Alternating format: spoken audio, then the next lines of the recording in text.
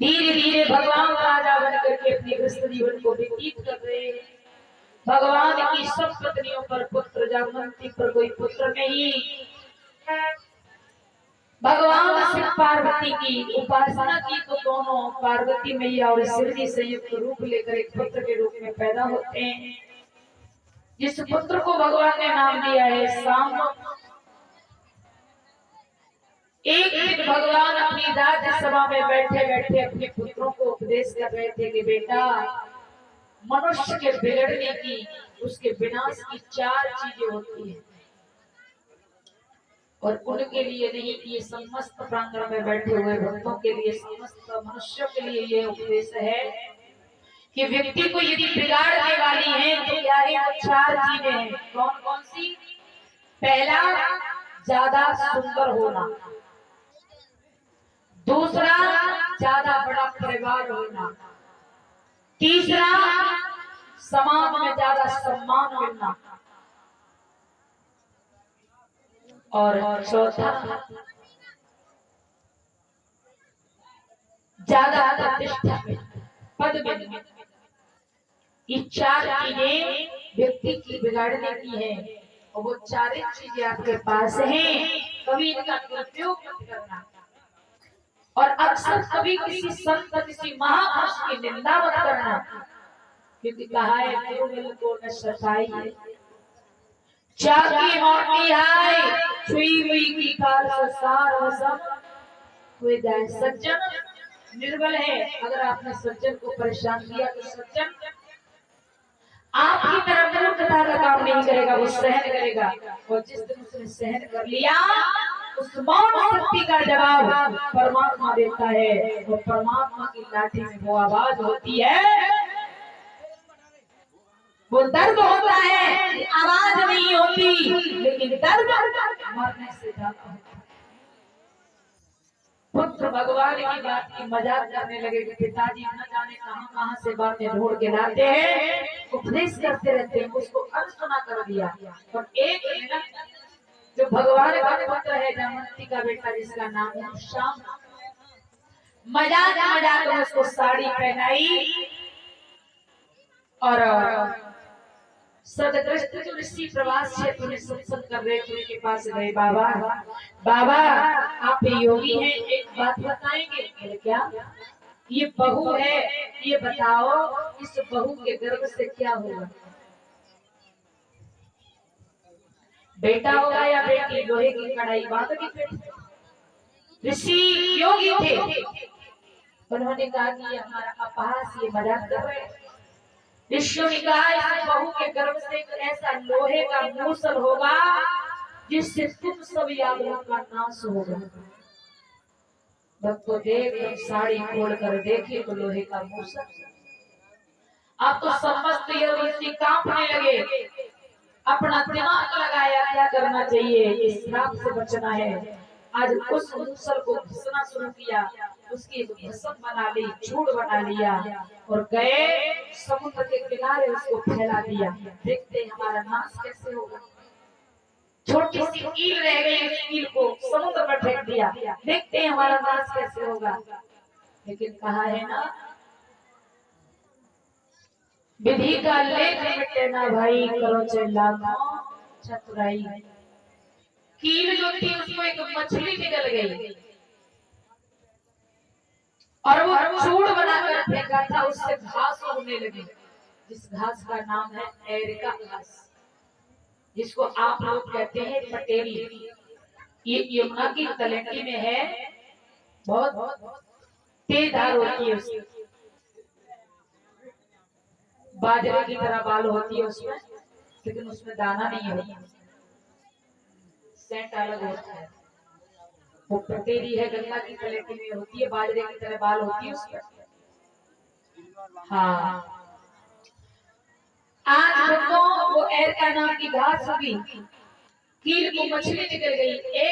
एक जरा नाम का बहेड़िया उमास मच्छर करता था, समुद्र के किनारे आया, मछली मारने लगा, वही मछली फंस गई जो उस कील को निकल गई थी।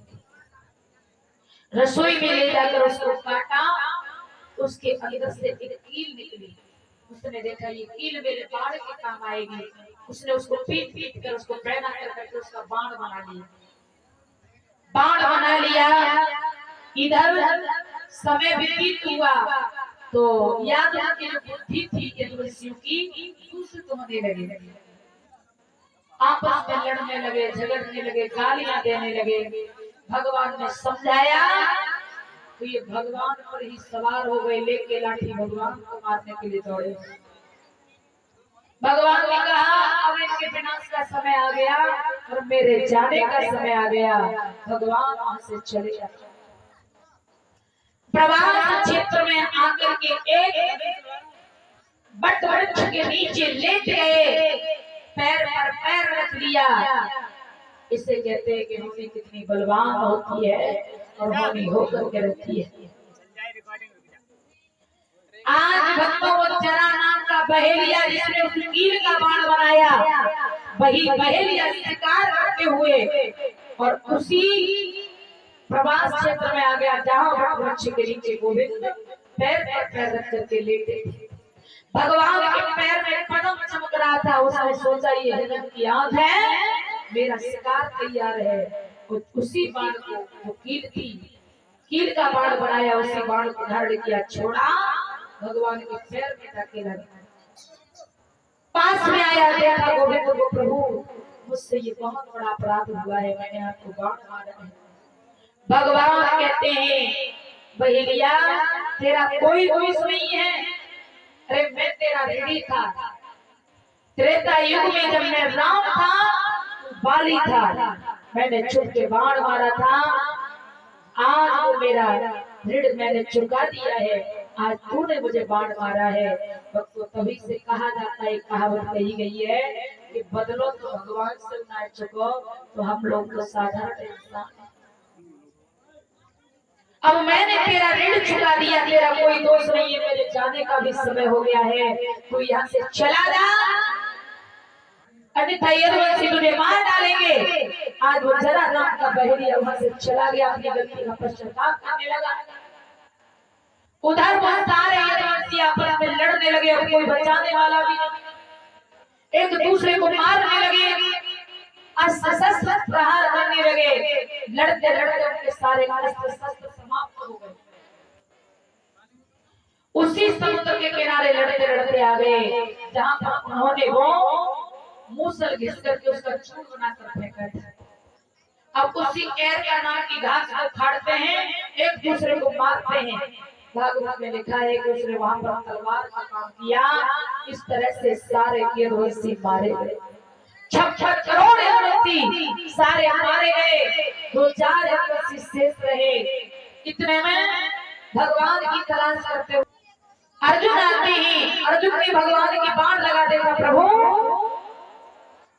अर्जुन जैसा गांडीवधारी आपका परम मित्र और आप इतनी पीड़ा में बताइए किसने बाण मारा है।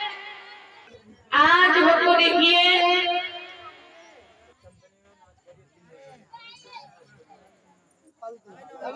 अर्जुन को अपने धनुष बाण पर घमंड था। भगवान ने कहा अर्जुन मेरी कृपा के बिना तेरा धनुष बाण किसी काम का नहीं है, मेरी चिंता मत कर, द्वारका डूबने वाली है समुद्र में। जो गोपियां हैं उन्हें लेकर वृंदावन में चले जाओ, किशोरी राधा के चरणों में वास करेगी। तो ये कहा कुर्सी मंगा लो भैया, ये बैठा लो। आज भक्तों जैसे ये देखा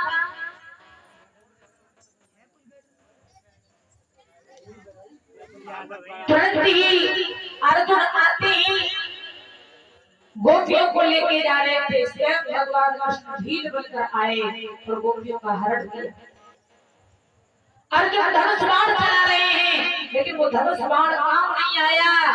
कहा है कि समय समय की बात है, समय बड़ा बलवान, भील विभूति गोपिका वही अर्जुन वही बाण किसी काम नहीं आए। अंत में कूद मारते प्रभु आप उनकी पीड़ा में बताइए किसने पीड़ा दी है। कहा ये कर्म से सब कुछ मिलता है, मैं कर्म का भागी था, मुझे दंड मिला। अब तुम जाओ, दो चार ऋषि जो रह गए उन्हें वृंदावन लेके चले जाओ। मेरे जाने का समय हो चुका है, मेरी लीला पूर्ण हो चुकी है, द्वारका टूटने वाली है, ब्रजवासियों को यहाँ से ले जाओ वृंदावन।